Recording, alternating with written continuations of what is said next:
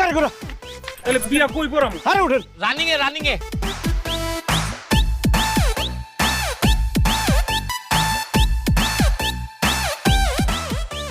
পুবাইল বারুইবাড়ি নিবাসী জনাব মোহাম্মদ আল আমিন ব্যাপারীর পুত্র মোহাম্মদ আলমগীর হোসেনের সাথে ফকিরপুর নিবাসী মোহাম্মদ শওকত মিয়ার কন্যা মোসাম্মদ সুমাইয়া আক্তারের সহিত 1,05,001 টাকা দেনমোহর ধার্য করিয়া বিবাহ সম্পূর্ণ করা হইল।